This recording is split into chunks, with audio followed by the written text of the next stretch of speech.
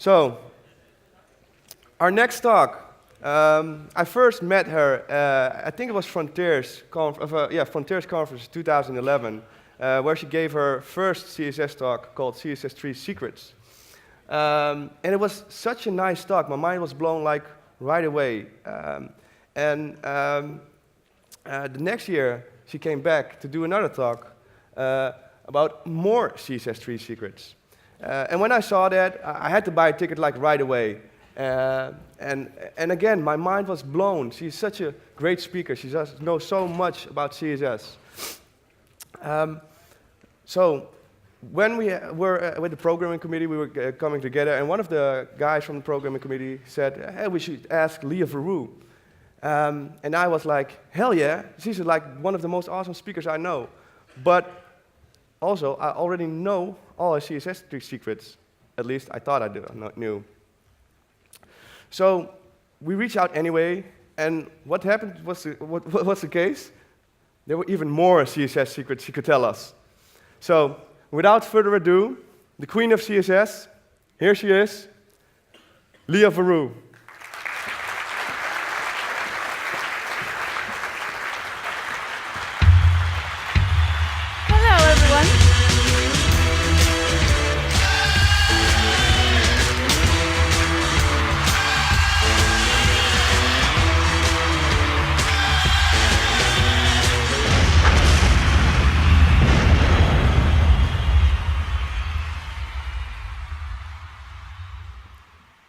Wow, that's such a fancy introduction. What can I say after that? So, hello everyone. I'm Lea. Hope that's correct. To break the ice, here's a fun fact you may not know about me. I'm originally from Greece, and I actually grew up in the island of Lesbos, which technically makes me geographically lesbian. Probably the first one you'll ever meet. Seriously, this is what the word lesbian means. Anything else came afterwards. Originally, lesbian just means someone from the island of Lesbos. In other news, I like open source. I've started a bunch of projects. You may have used some of my work. Maybe not. If not, you should look into it. I'm in the CSS working group, so sometimes in this talk I might say things like, we are planning this, this is what I'm referring to. There's me. Up there. And as my day job, I do academic research at MIT. So what would academic research be in terms of, like, is there any academic research that's sort of related to the web? Actually, there is. My field is human-computer interaction, which is extremely broad. And specifically, my research is about making web programming easier. So we're working on this HTML-based language, which is implemented as a JavaScript and CSS library. You just drop it into a page, and it enables the syntax, which basically, we're trying to enable it to make it possible for people to build entire applications just with HTML and CSS without having to use any JavaScript or server-side backends or anything like that. So without further ado, I'm going to introduce today's topic, which is oddly enough called Even More CSS Secrets, which you might wonder, why is it called Even More CSS Secrets? What does the even more refer to?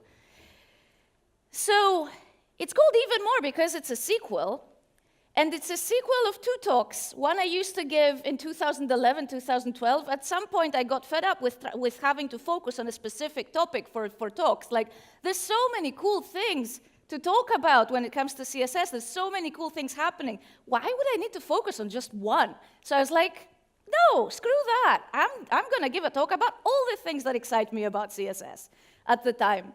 So I did this talk, which was like 10 things you may not know about CSS3, because back then CSS3 was a thing. Back then it was a buzzword. And it was sort of like 10 little talks instead of like one specific topic for the entire talk. And then I did a sequel of that.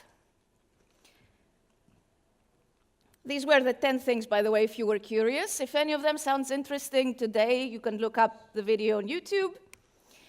And then I did a sequel of that called More CSS Secrets, with another 10 things. These were the things.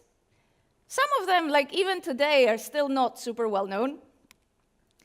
And then, after these talks, I decided to write a book about even more CSS secrets. So it had like 47 secrets. Secrets are just like things I think are sort of cool about CSS, like little tips and tricks and things like that. And it was translated in a bunch of languages. And recently, I was like, you know what? I really liked giving these CSS secrets talks. I'm going to do another one. So that's the backstory of why this is called Even More CSS Secrets. So the first one is about how to do cutout text. Notice the heading over there. Notice how it has a solid background, but the text is actually cut out.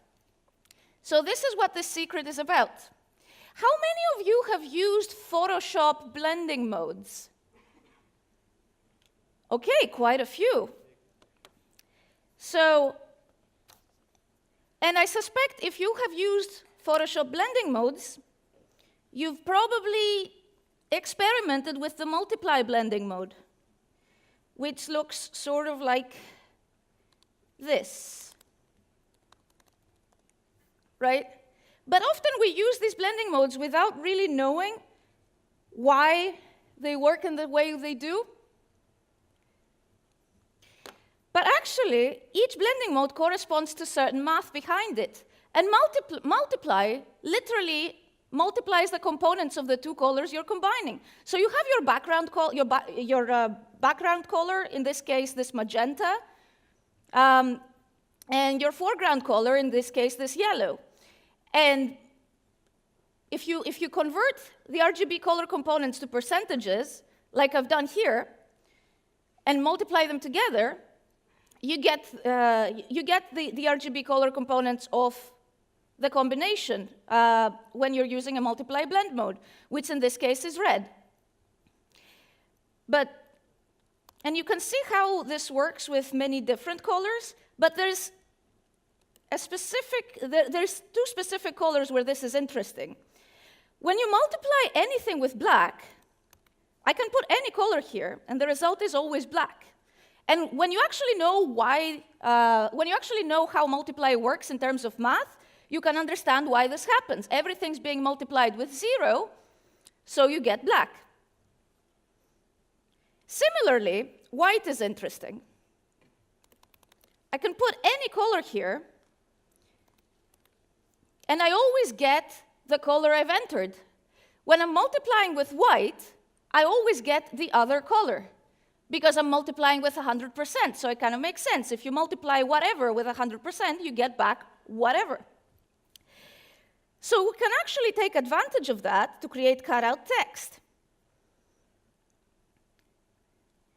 If I use white as the text color and black as the background, I actually get cutout text out of black. Why? Because anything I multiply with black gives me back black, so there's the background. And anything I multiply with white gives me back the other color. So I'm multiplying white with whatever is behind it, and I'm getting whatever is behind it. So you might be wondering, okay, well, that's useful, but what if I want to have a different background, like white? So multiply won't help us there, but there's another blend mode that could help us. And the math looks a little more complicated here, but don't be overwhelmed by the amount of it. It's actually, the screen blending mode is basically the opposite of multiply. It inverts the colors, so it subtracts each component from 100%. It multiplies them. We already know how multiply works. And then it inverts the result. So actually, if you look at the math, it's like 100% minus, in this case, the red color component, multiplied by 100% minus the red color component of the other color, and then that entire thing is subtracted from 100%. Like, the result is also inverted, which ends up giving us the opposite result. Anything I screen with white gives me back white. What other color could I put here? Gray, black, anything I put here, it gives me back white for the same reason. And actually, if you look at the math here, it kind of makes sense. White is, let me enter something like more interesting here than just black. Okay, so you can see here, it's 100% minus 100% because my first color is white, so everything's 100%. Width is 0, so I'm multiplying with 0. So this entire thing in every single one of them becomes 0 because it's being multiplied with 0. And then I'm subtracting that from 100%, so I'm always getting 100%. And similarly, screen has the opposite property with black. If I'm screening with black, I always get the other color. Like black screened with yellow-green gives me yellow-green. If I have yellow, I get yellow. If I have green, I get green. If I have white, I get white back. You get the idea, right? So if I change this to screen, and then I invert these, like I swap them, I get the opposite result. I have cut out text out of white, which is basically what I had in the heading of these slides. So now we've seen how to do this effect with both black and white backgrounds. You might be wondering about other colors. So I was trying to find out how to do this effect with other colors, so I made this playground, which has all the blending modes, and it's a bunch of colors, especially the basic colors, overlaid on top of a bunch of colors. And if you look at multiply, for example, you can see how black always gives you black. It's the foreground is the horizontal stripes, the background is the vertical stripes. So you can see how black always gives you black, and white always gives you the other color. If I select green, you can see how white always gives you white, and black always gives you the other color. And I was going through all these other blending modes to see, is there any similar pattern there? Is there any horizontal stripe where you always get that one, that color, where it's solid all the way across, and another horizontal stripe where you always get the backdrop color? And I can show you the results really quickly, but it wasn't a very happy result. I couldn't find anything similar with other blending modes. I mean, you can see similar results, but it's again with black and white, so we don't gain anything. But yeah, we can use a different blending mode to get the same result with black or white. But I couldn't find anything for other colors. There are ways to do it. If you really, really need to, you can overlay 2 copies of the text, but it gets really awkward. If you come up with a better solution, please hit me up on Twitter, blog about it, publish about it. I will retweet it. But I don't have one yet. So blending modes have pretty decent browser support. It's basically Edge. That's the problem here. But keep in mind that they have excellent. They have an excellent fallback. If we go back, look at this.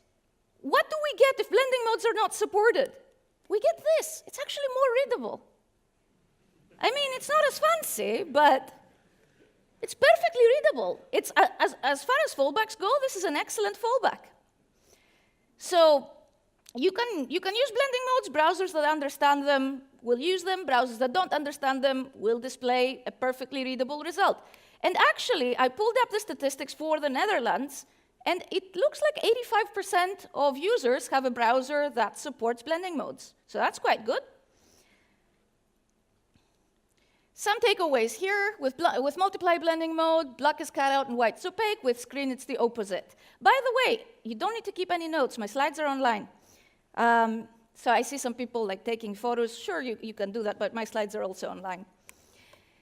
How many of you at some point needed to use some text or a character or something like that as a background image? A few, fewer than I expected. Is it just me that needs this all the time? Anyway, so what many people don't know is that you can use you can embed an entire SVG in your CSS as a data URI. You do not need to base 64 encode it. I'm sure you've seen data URIs before with like all these weird like A, B, like F, whatever letters don't make any sense. You don't need to base 64 encode them. You can just have your SVG markup right there in the data URI. There's very few characters that you need to escape, for example, a hash character. But but most characters don't really need to be escaped. One thing to keep in mind is that if you have multi-line URLs in CSS, you absolutely need to escape the line breaks. Otherwise, everything breaks. So what can we do with these SVG data URIs? So here I have a circle, which is not like super interesting.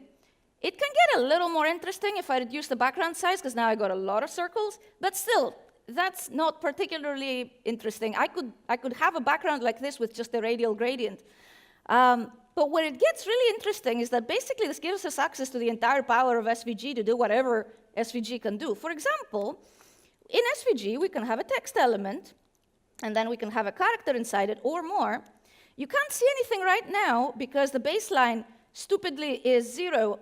The default baseline is 0, so it's like all the way up there, and it's cropped out. I don't know why that's the default, but that's how it is. And you can also do, you can also add a font size, and now you can actually see what's going on. And you don't have to be limited to actual characters. I mean, sure, that can be useful for quotes and things like that, for example, like big quote marks. But you don't need to. You can have emojis. And remember, SVGs, like you can have CSS in your SVGs. So actually, I mean, some of you will find this disgusting. Some of you will find this exciting. Brace yourselves either way. You can have a style element in the SVG data URI, and then you can define a keyframes rule. In that style element, let's give it a name, like maybe dance, and then let's add a transform, rotate minus 10 degrees, and let's try to apply it here. Let's say dance, infinite, and alternate so that it bounces back at the end. And now you can make the unicorn dance as well.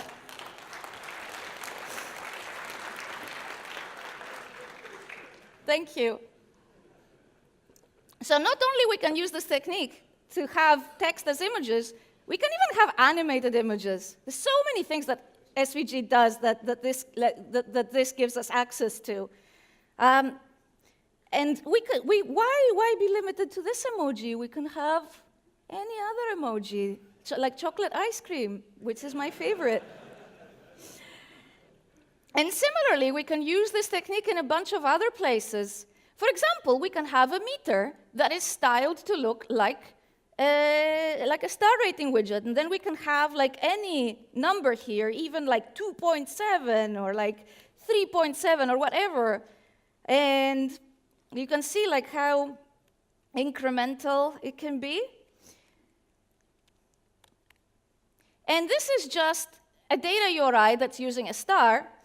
This is kind of awful because it's using a WebKit pseudo element, and if you use this in production, you would also need to add a Moz element and an MS one, because like every browser has a different way to style meters. Unfortunately, we have not come up with a standard way for this yet.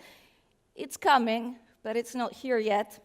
So we have to use these proprietary prefixed ways, but if we do, we can style meters that way. And then we can have any emojis. And I mean, why? Once we can have any character for our meters, why be limited to stars? For example, let's suppose you were rating on a scale of 1 to 5 chocolate ice creams. Why not? Maybe you're rating chocolate ice creams. Maybe that's what your eShop sells. And then you can have any rating as well here. You get the idea. And like there's so many emojis these days, and you could even use a custom font to have custom icons there. So the second takeaway, SVG data URIs let you turn glyphs into animated images as well, and you can use this trick to style meters, among many other things. But the things you can do with SVG data URIs don't end here. Take a look at this border on this slide. How would you do that with CSS? I mean, you can have border style dashed, but that's about it. You can't control the dashes, you can't make them animate, and you surely can't really color them with a gradient, right? Yes, there's border image, but it's quite limited in what it can do, and it cannot do this. So how would you do this if you had to? So let's start from the basics. This is a rectangle. It's a simple SVG with a rectangle. The rectangle occupies the entire view box. It has a stroke. It doesn't have a fill. There is this SVG property called stroke dash array, which lets you have like custom dashed borders, or strokes as SVG calls them. Like now we're having a 10-pixel dash and a 10-pixel gap, but if I add another number, I'm customizing the size of the gap. And I mean, you can add as many as you want. If you want to have like Morse code as your borders, you can do that. But let's have something simpler. And there is also a stroke dash offset property, which starts from 0, but you can adjust it, and it moves that where those dashes start from. And notice that if dash offset is a multiple of the dash width plus the gap width, it basically looks the same at all of these points. If I make this 15 pixels, it looks the same. So we'll take advantage of this to make an animation that loops and makes the dashes move, kind of like crawling ants. If this doesn't make a lot of sense, let's look at the code, and hopefully it will make more sense. So like before, we add the style element and the keyframes rule. Let's call it ants. And it goes to stroke dash array, dash offset, let's say minus 15 pixels. And we don't actually need this here because it starts from 0. So let's see, animation ants, let's say 1 second, and let's make it infinite so that it repeats forever. If I could type, that would be good. Yep. So you can see how now it's almost there, except it does this weird thing where it sort of accelerates and stops, and it accelerates and stops, and accelerates and stops. That's because the default timing function is ease. It's not linear. So it has some acceleration. We need to cancel that in this case, so we just add the keyword linear. And now we do have our marching ants animation. We could even make it faster or whatever. We can tweak it infinitely, but we're not going to. So this is just an inline SVG, but we can copy this and put it inside a data URI. So here I have a div with a class, and I have my data URI ready here. And of course, I need to escape every line before I can see anything. So there you go. My element now has a marching ants border, which is quite useful if you're like making an app and you want to show a selection or something like this. And it adapts to any content I have here.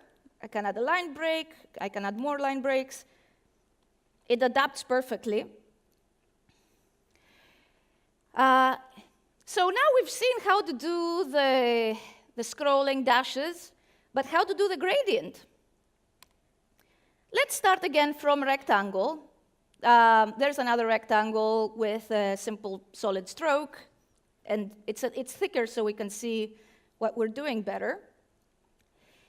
So SVG had gradients way before CSS got gradients, so they're a little more awkward. They can do very similar things, but the syntax is quite awkward. It's an element called linear gradient for linear gradients.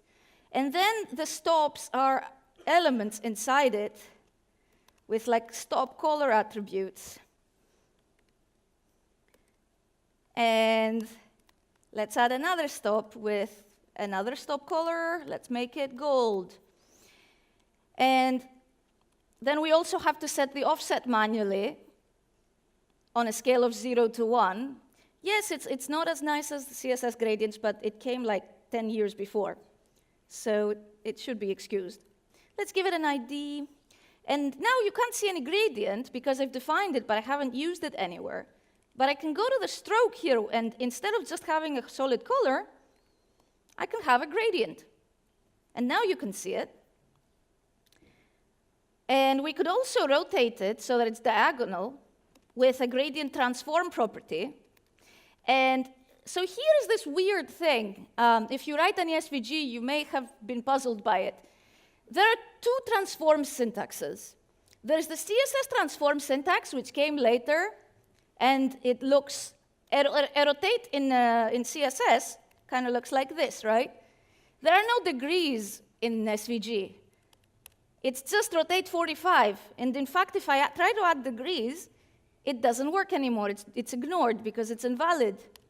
So if you're writing CSS that applies to the SVG, you can use the CSS syntax like I did before with the dancing unicorn. But if I'm using an SVG attribute like gradient transform or even the transform attribute, then I have to use the SVG transform syntax. So that's something that might trip you up if you don't already know it. But I got my gradient here. Actually, I'm going to flip these because I don't like it like this. There, that looks nicer. OK, but now this is just a rectangle. Let's copy it into a data URI. And escape the ends of the lines. Yes, I know that's a hassle. So again, we have this nice gradient border. It adapts to whatever content we have. But at this point, because the border is so thick, the technique is starting to show how it's actually made. I mean, it's actually a background. We're trying to pretend it's a border, but it's really a background. So especially if the border is thick enough to go under the text, we should also add a padding to account for that. And now it behaves more like a border. You might be wondering, why is the padding 20 pixels when the stroke width is 40? This is because in SVG, when you have a rectangle and you apply a stroke to it, half of the stroke is inside the rectangle and half of the stroke is outside the rectangle. And in this case, because the rectangle occupies the entire viewport of the SVG, half of the stroke is visible because it's inside, and half of the stroke is invisible because it's outside. So actually what we see is only the 20 pixels of those 40 pixels. So the third set of takeaways, SVGs with no view box. Notice that in none of these examples, my SVGs have a view box. If they had a view box, the stroke would be defined in terms of that view box. So the thickness of the border would change as the dimensions of the div change. But because I have not defined a view box, this doesn't happen, and it keeps the same stroke width regardless of what the dimensions of the div are. And also, we can use this to apply fancy SVG strokes to our HTML elements. SVG strokes are way more powerful than CSS borders. A common effect in headings, especially like in books and things like that, are headings that have lines that occupy the space around them. They're not usually animated. There I was just playing. They're usually just in the center and have lines around them. So how could we do that easily with CSS? Here we have a heading, and we're going to use pseudo elements and flexbox to create this effect. So let's first apply display flex, and we're going to use a character here just to see what we're doing and apply some dummy backgrounds, which we're going to remove afterwards, just to see what's going on. And we're going to give the heading a width of 100%, because we want it to occupy the entire space. And then we're going to apply flex 1 to these flex children. So now they're occupying equally all the space around the heading. We don't really need the dummy content anymore, and we don't actually need the background anymore. We can start making this look nicer. We can give it a smaller height, and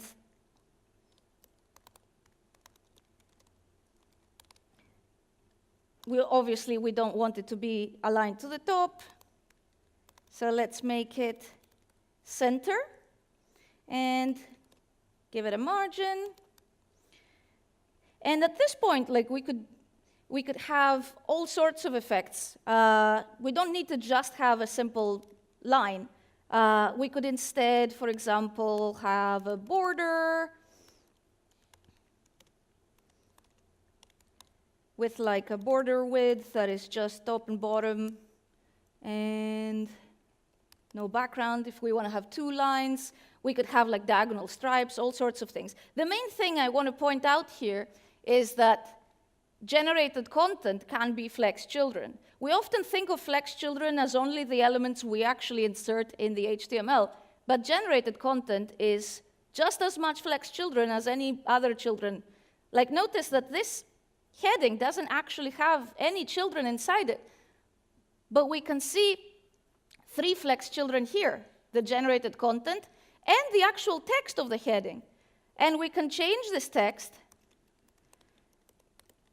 and the lines around it adapt as they should. And you might be wondering what happens if the content becomes so big that there's no space anymore. Let's add.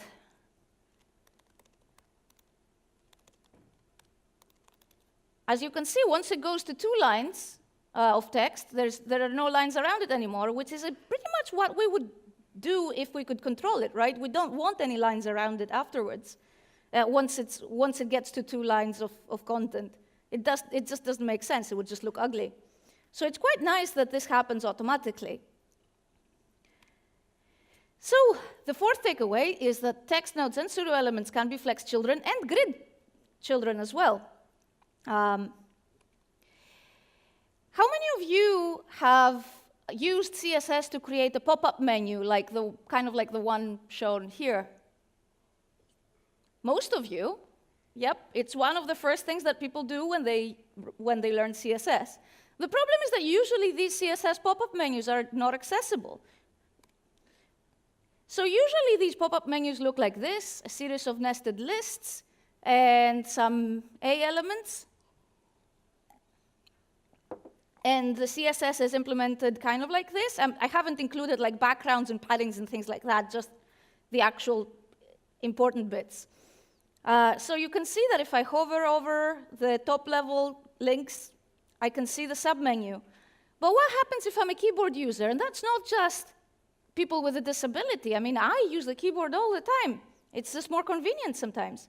So if I focus on projects, for example, and then I press tab, it focuses on blog, but I can't see any submenu. I don't even know if submenu is there.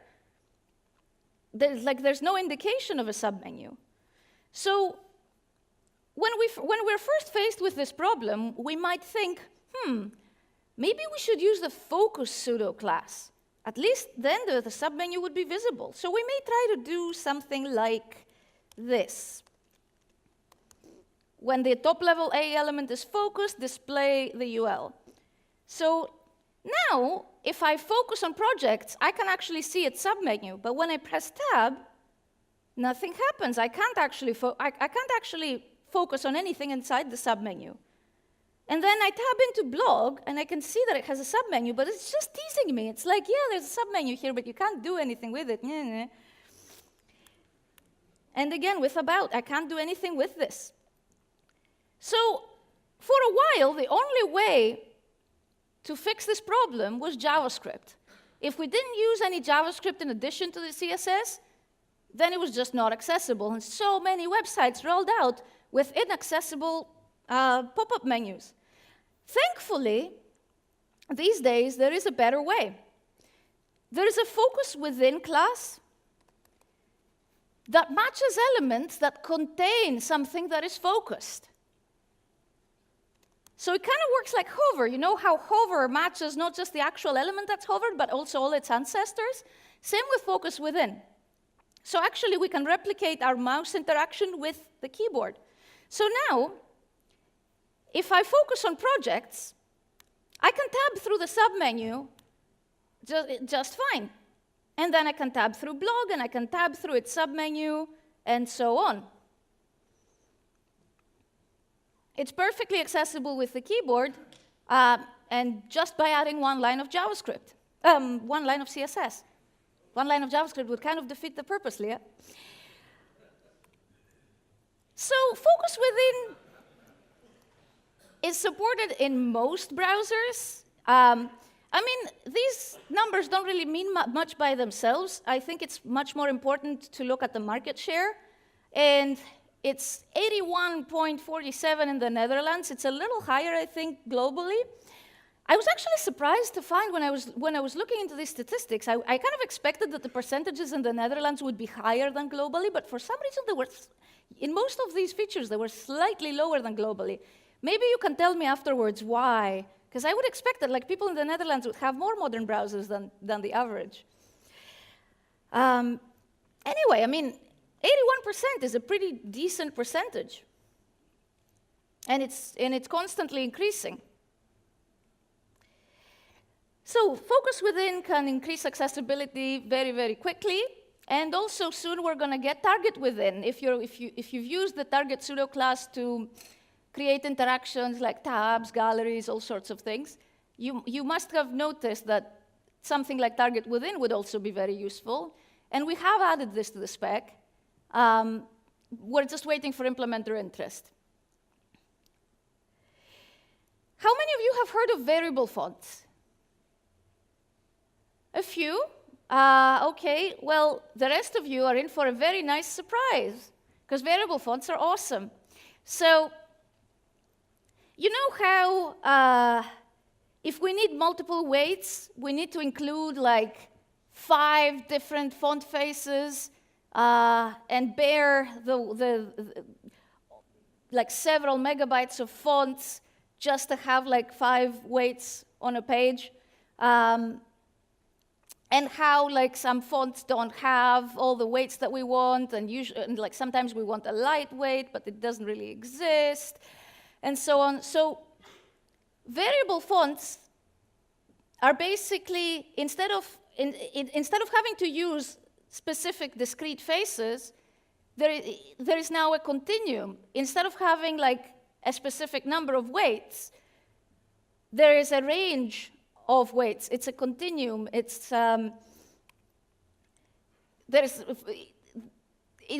it's a number from like 0 to 1,000, and we can get anything in between.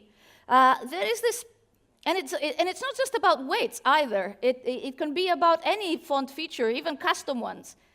There is this excellent website called vfonts.com, and it has basically every web font, every variable font in existence right now. Even the commercial ones, they get permission for it, and they publish it. And you can see how it works. For example, here, there's a slider for the weight, and you can see how we get all these weights instead of just like 2 or 3 or 5. And there can be custom access as well about like the size of the serifs, for example. And color fonts that are also variable fonts. What's going on here? Whoa. That is not very smooth. But yeah, you can have, let's try this one. Yeah, that's smooth. There's endless hours of fun playing here. I'll try not to get distracted because we have other things to talk about as well. But you should open it and like experiment. There's so many cool things that you can do. Basically, you have access to an entire design space instead of just specific features. Oh, wow, this even has Greek. That's so cool. OK. But this is not a variable fonts talk. I'm not going to go over all the reasons why variable fonts are cool. If you're actually interested in that, you should go to Chris Lilly's talk today at 3 p.m. There's a big part of his talk about variable fonts. I only wanted to talk about a specific thing, which is when you have a multi-line header, and you notice that all of these lines, each of these words has exactly the same font weight. I have not set different font weights for each line, but they look like they're different. Like the word R looks so much thicker than the word variable, even though it's exactly the same font weight. It's 300 in both cases. The reason is that as you increase the size of each character, of course, its strokes increase proportionally as well, so it ends up becoming thicker.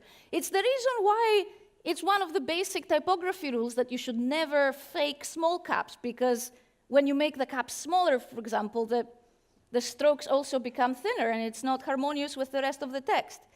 But with variable fonts, because we have access to the entire continuum, we can make small adjustments that are exactly,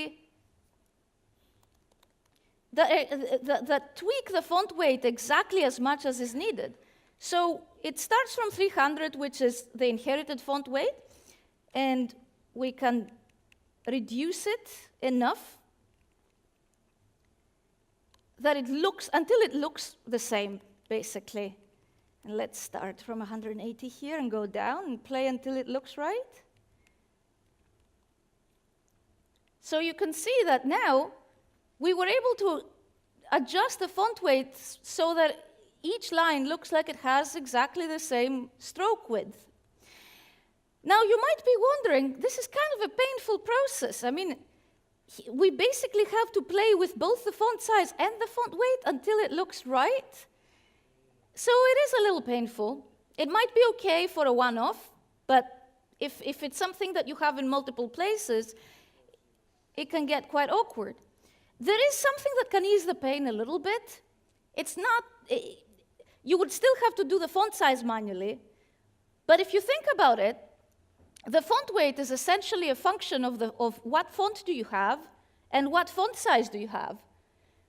So we just need to figure out what this function is or something close enough to it.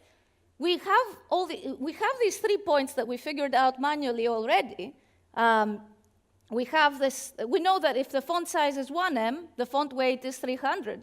If it's 1.5, the font weight is 180. And if it's 2.7, the font weight is 70.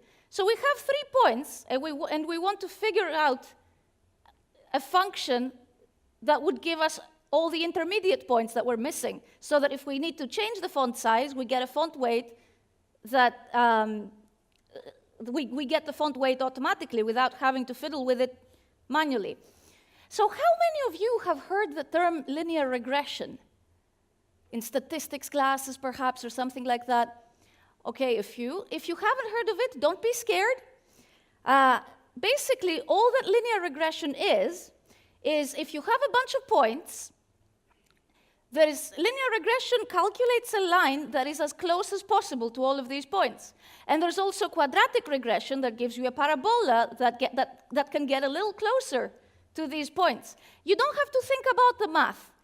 I mean, sure, statisticians and mathematicians do deal with the math, but for the rest of us, there's Wolfram Alpha, where you just enter your points, and it gives you the equation, and you don't have to think about how it's calculated. And that's actually what I'm going to use here. So that's why I told you, don't be scared. We're not going to do much math here. So let's enter our points. Oh, I've actually entered them already. Oh, well.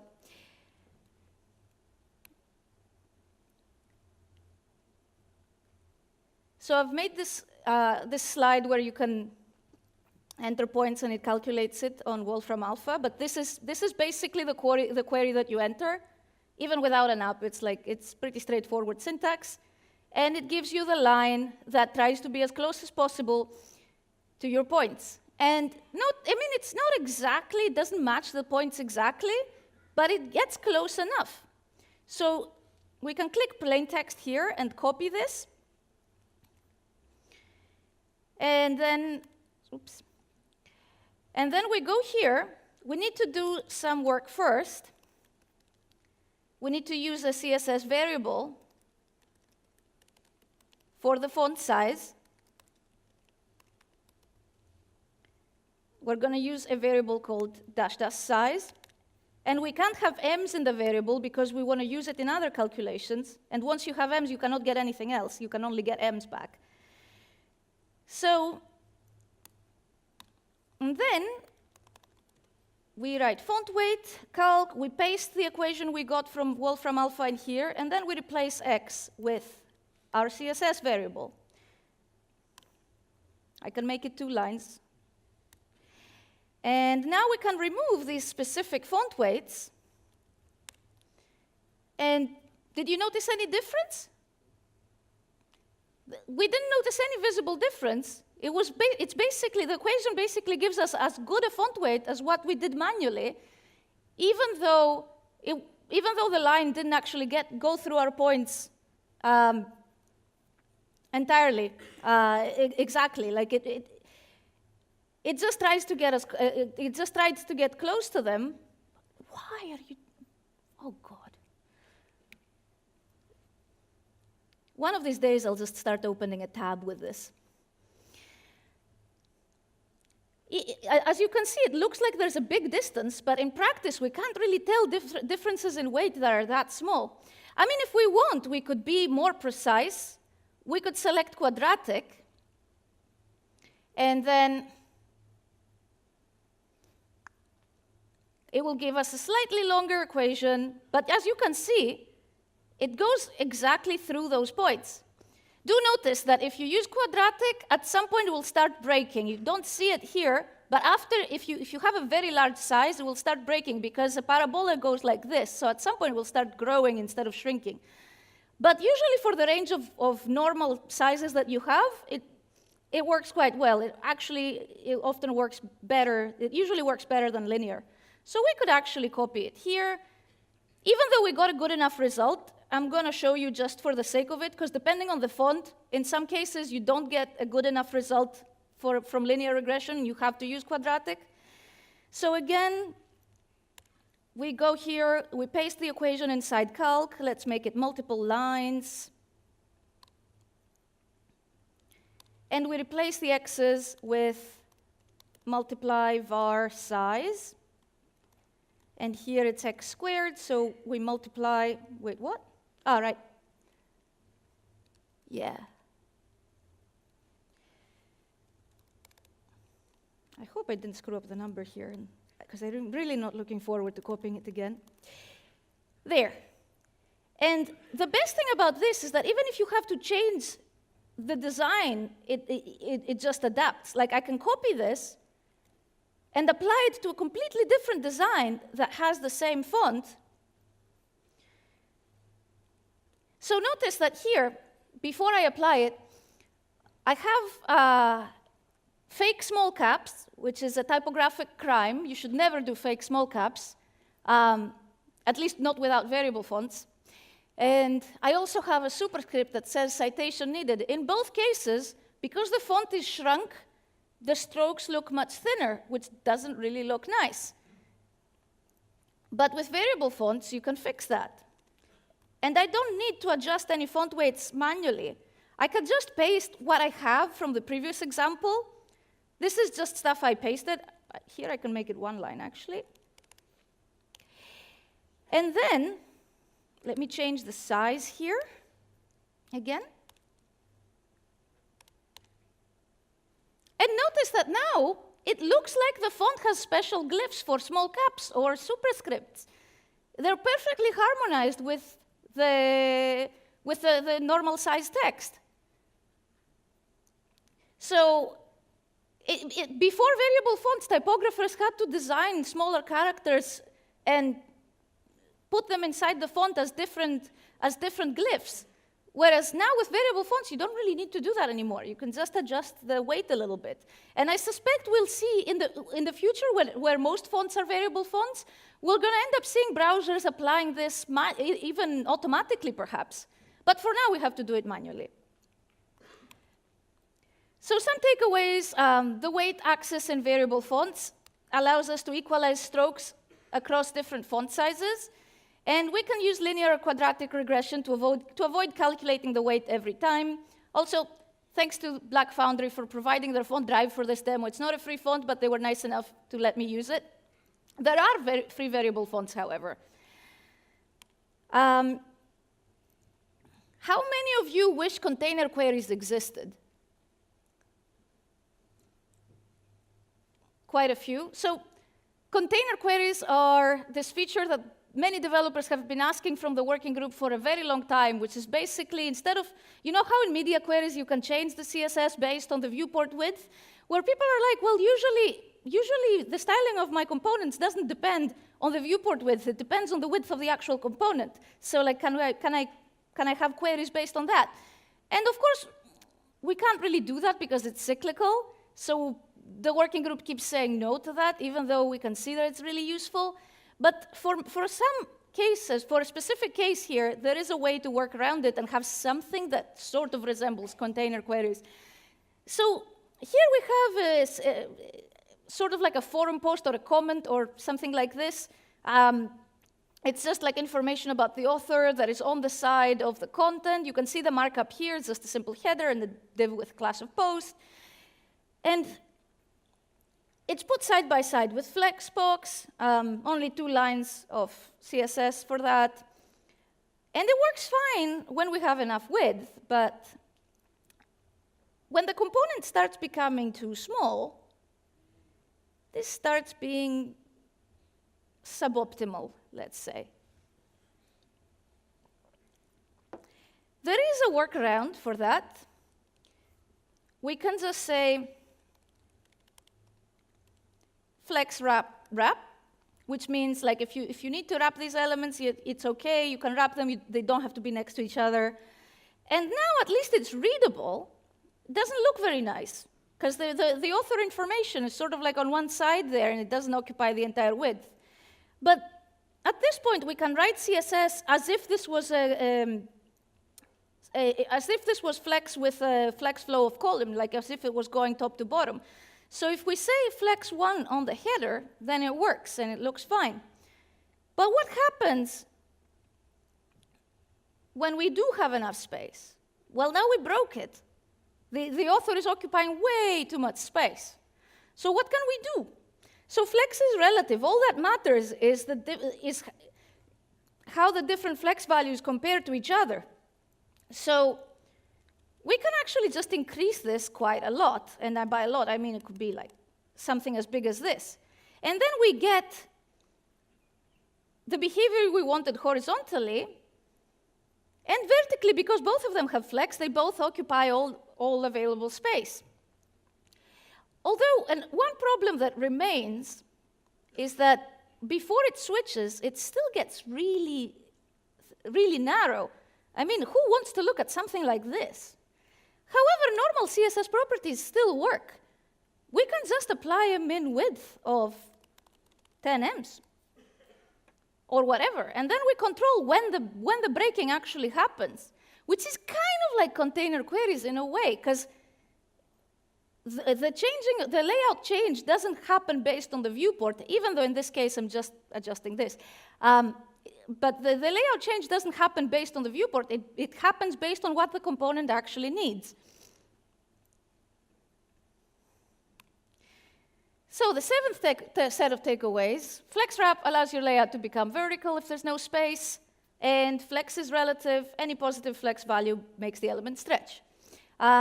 This technique is based on the Flex Grow 999 hack by Joran. That person. Sorry, I'm pretty sure you can't pronounce my first name either. It's actually Michailia, the full one. Names are hard. So, the 8th thing I wanted to share with you today is about grids. It's kind of surprising. I haven't mentioned grids already. So here we have a set of articles with a bunch of classes. Each of them has either a class of cat or human, and either male or female. You can see how they look here because there's no layout styling applied to them yet. And we want to have 2 columns, and we want to sort them into these 2 columns. So we can apply display grid, and then let's define a template with 2 columns, like this. And note that now they've been automatically arranged into 2 columns, but not in the way we wanted. We wanted all the cats to be in the first one, and all the humans to be in the second one.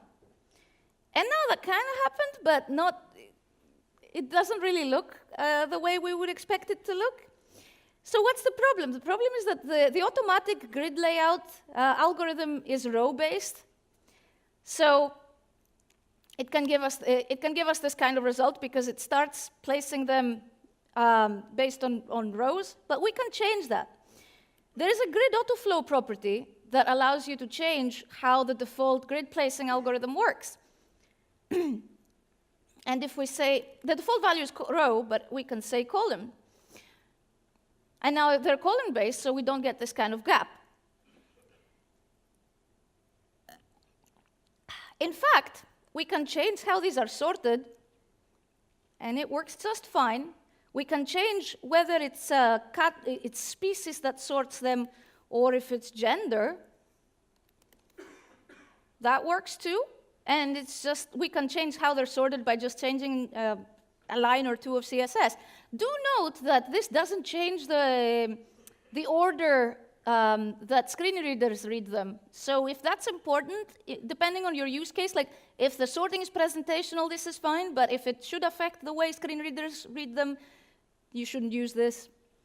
Here I have a bunch of images with cats. And I've applied display grid, but they're still top to bottom because I haven't specified any grid template. So let's say, I'll make four columns of 200 pixels each. And same with the rows. So actually, I'm going to put this in a CSS variable. And I'm going to use it here. And for the rows as well. There you go. The thing is, because images are replaced elements, they're not automatically sized to their grid cell. You can do that by applying width and height of 100%. But now anybody with a slight sense of design is horrified because the images are stretched. But you don't have to deal with that. You can just use object fit cover, and now they're not stretched anymore, they're just cropped. But that's not what I wanted to talk about. So I want to make this grid a little more interesting. So I'm going to make one of these cats occupy 2 cells horizontally and 2 cells vertically. And I can do that by grid column end, span 2, and similarly grid row end, span 2. And now this kitty is occupying 2 cells. But it still doesn't look nice. So I want to apply this to a different cat as well. So this is sort of looking the way I was imagining it to look, but now there's a gap here. So how do we fix the gap? We can fix the gap again with the grid autoflow property. There's a dense keyword that basically tells the browser, you know, it's okay to shift elements backwards to fill any gaps. That's fine. So now we have a dense layout with no gaps, and we can actually also provide the column keyword, and we just get a different layout because now it's column-based. CSS Grid has pretty decent browser support at this point. 88% of users in the Netherlands, that's almost 90%. Object fit, in case, I think most people know object fit by now, but just in case, also pretty good browser support. So grid autoflow defines the direction automatic grids are laid out. It doesn't, if you position all your elements in specific grids or rows, it doesn't really make any difference. But if you're depending on the automatic grid layout, it can make a big difference. The dense keyword prevents holes by shifting elements, and object fit cover prevents image distortion. So the ninth thing I wanted to share is about pie charts. How many of you have used CSS gradients at some point? Most of you, right? So you've probably used linear gradients and radial gradients, but there is also conic gradients that are much newer. And they're called conic gradients because they kind of look like a cone from above. Like if you look at this, it sort of looks like a cone. You're looking at the cone from above with some light shining that way. I mean, maybe from a different angle, it would make more sense as a cone. I'm not sure. But you get the idea. Besides the from argument, which is angles, the rest is color stops that pretty much work the same as in other gradients. We can use conic gradients to imitate hue wheels, but since most of us are not making color pickers, what else can we make with color gradients, with conic gradients?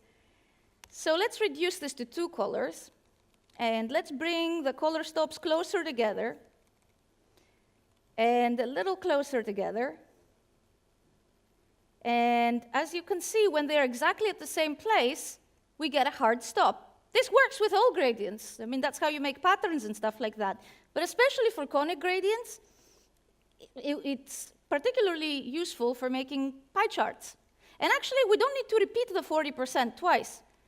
Anything that is at least as big works. So it could be 0 even. So I tend to use 0 by convention, because that way I can change this independently.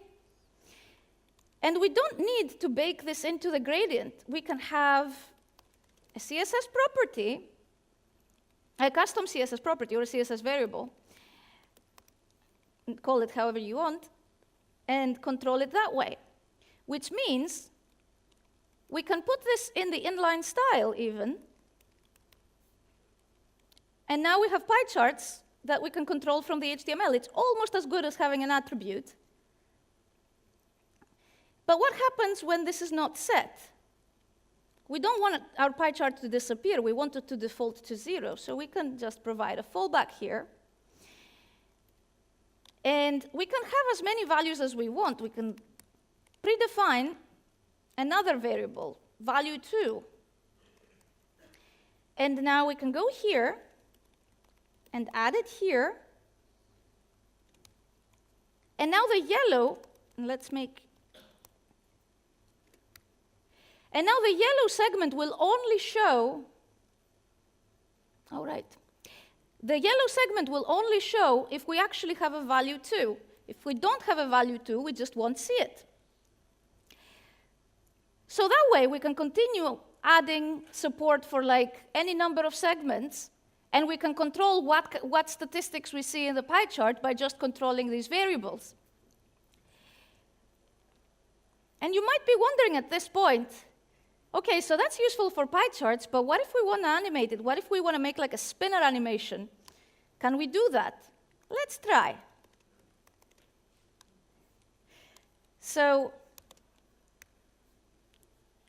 we would define a keyframes rule that makes value 100% from the 0 it starts from.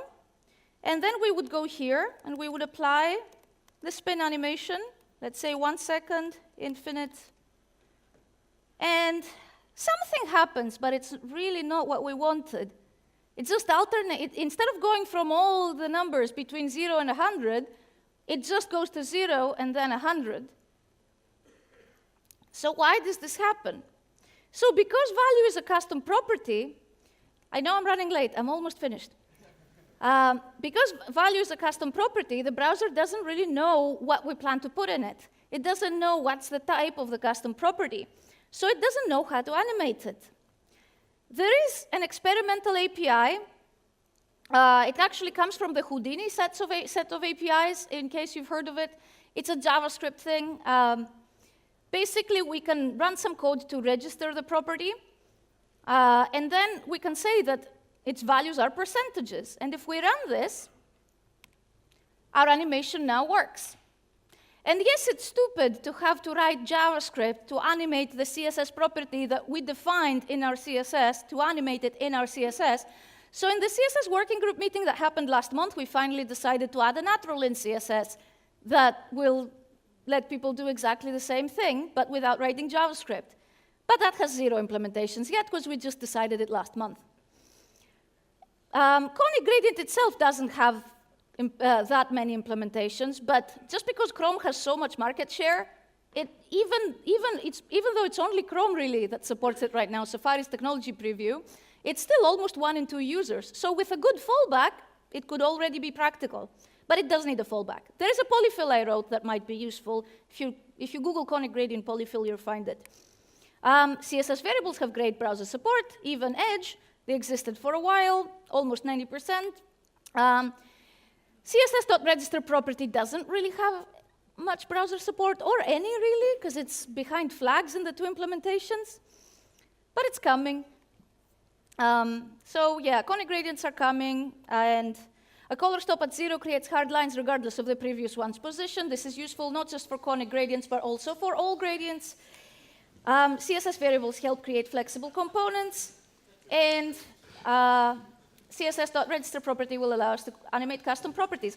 I have a very quick last one.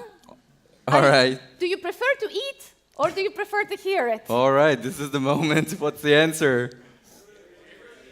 All right, let's hear it. Okay, so we have a form here with two labels. We want to apply grid layout to it so that username and password are aligned and the inputs are also aligned. So our first thought would be to apply display grid and then use a template to say we want the first column to be auto because it's defined by the actual text that we have. And then the second column would be flexible. It would occupy the remaining space. So we define our template, but it doesn't really work the way we wanted, like everything's on one line. Why is that? Because the browser just did what we told it to do. The two children that we have, form just has two children, so it just put these two children next to each other, the two labels.